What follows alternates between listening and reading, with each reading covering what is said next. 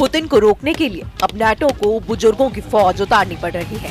ये है पूर्वी यूरोप में रोमानिया और यहाँ प्राहोवा की एक फायरिंग रेंज में पुतिन को रोकने की तैयारी चल रही है। एक एक सैनिक को गौर से देखिए। नाटो की दीवार बनने के लिए रोमानिया में अब बूढ़ों को उतार दिया गया है। पुतिन के युद्ध को काबू में करने के लिए रोमानिया की फौज हैरान कर रही है। पुतिन की सेना को रोकने वालों में ये है 55 साल के होरिया एक व्यापारी हैं।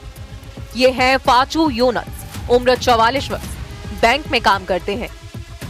ये है 51 साल के कॉन्स्टेंटिन मार्शल, एक अर्थशास्त्री हैं।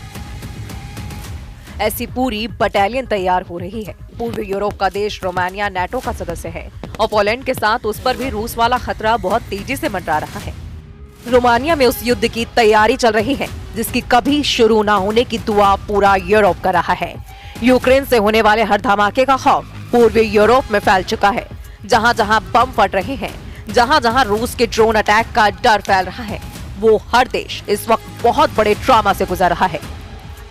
रोमानिया में हुए धमाके ने इस ट्रॉमा को कई गुना बढ़ा दिया है। रोमानिया की 2 करोड़ की आबादी बहुत ज्यादा तनाव में आ चुकी है।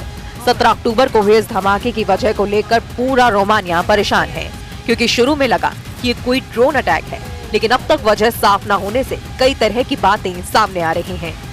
इसी डर का हिस्सा है कि रोमानिया ने अपने बूढ़े लोगों की फौज तैयार करनी शुरू कर दी है। सबको एक एक राइफल थमाई और शुरू कर दी गई निशानेबाजी की प्रैक्टिस।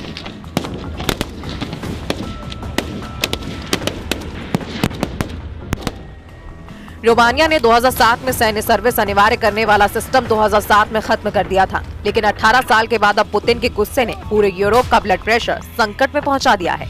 रूस और यूक्रेन युद्ध के खतरे ने यूरोप को कैसे डराया हुआ है, इसके कुछ आंकड़े आपको हैरान कर देंगे। पोलैंड ने अपनी रिजर्व फोर्स 5 लाख तक बढ़ाने का फैसला किया है। जर्मनी में अब रिजर्व फोर्स बढ़ाने के लिए 6 महीने की आर्मी ट्रेनिंग देने की तैयारी हो रही है। रिजर्व सैनिकों की तादाद 2 लाख तक की जा रही है। डेनमार्क में सबको 4 से 11 महीने की आर्मी ट्रेनिंग देने का प्लान है। इसमें महिलाएं भी शामिल होंगी। फिनलैंड में 9 लाख रिजर्व फोर्स है और ये यूरोप में सबसे तेजी से युद्ध की तैयारी करने के लिए जाना जाता है। नाटो देशों ने 2022 में मैड्रिड में हुई मीटिंग में तय किया था कि रिजर्व फोर्स बढ़ाई जाएगी। पिछले 3 सालों के दौरान नाटो के नेता बार बार मिलते रहे हैं, लेकिन पुतिन के आगे मजबूर नजर आ रहे हैं। पुतिन के खतरनाक हमलों ने इस मजबूरी को कई गुना बढ़ा दिया है। जमीन से आसमान तक नाटो ने अब पुतिन को रोकने के लिए एडी चोटी का जोर लगाना शुरू कर दिया है।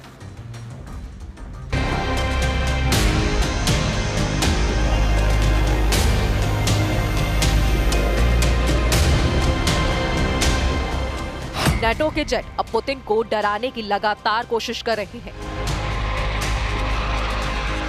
नाटो के फाइटर जेट रूस को उसकी हद बताना चाहते हैं। ये फाइटर जेट दावा कर रहे हैं कि नाटो के आसमान में पुतिन की घुसपैठ का मतलब होगा तीसरा विश्व युद्ध। नाटो सोच रहा है कि पुतिन घबरा जाएंगे।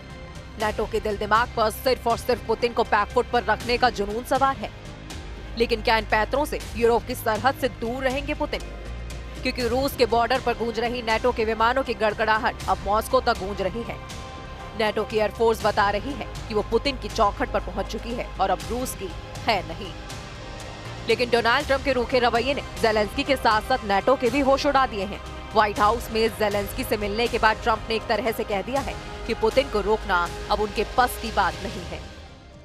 President Zelensky, as you know today, we had a very good meeting, very cordial meeting. In my opinion, they should stop the war immediately. You go by the battle line wherever it is, otherwise it's too complicated. You'll never be able to figure it out. You stop at the battle line and both sides should go home, go to their families, stop the killing, and that should be it. Stop right now at the battle line. I told that to President Zelensky. I told it to President Putin. Thank you very much. NATO ने Putin को डराने के लिए आक्रामक patrolling वाली उड़ान शुरू कर दी है और रूस के बॉर्डर के करीब घंटों उड़ान भरी जा रही है। आर्कटिक महासागर की तरफ से दक्षिण की तरफ बाल्टिक सागर और यूक्रेन की आखिरी सरहद तक विमानों से रूस को चैलेंज किया जा रहा है। ऐसे ही एक मिशन में 12 घंटे तक नाटो के विमानों ने रूस की जंग की तैयारियों की टोह ली है। 12 घंटे तक नाटो के विमानों ने रूस के बॉर्डर की तरफ हर मोर्चे को स्कैन किया। 12 घंटे तक नाटो की एयरफोर्स इतनी ज्यादा एक्टिव रही जितना पिछले 3.5 साल के यूक्रेन युद्ध के दौरान वो पूरी पिक्चर से गायब थी। पुतिन के बॉर्डर के पास नाटो की वायुसेना का जुटना बड़ा मैसेज है। डोनाल्ड ट्रंप और उनके नाटो गुट के लीडर पुतिन को बताना चाहते हैं कि वो युद्ध के लिए तैयार हैं। लेकिन ऐसी टक्कर का नतीजा सिर्फ और सिर्फ रूस बनाम नाटो का युद्ध नहीं होगा। ये पूरी तरह से वर्ल्ड वॉर भड़काने वाला कदम है जिसे पुतिन माफ नहीं करेंगे। इस बात की गारंटी रूस बार बार यूरोप को दे रहा है।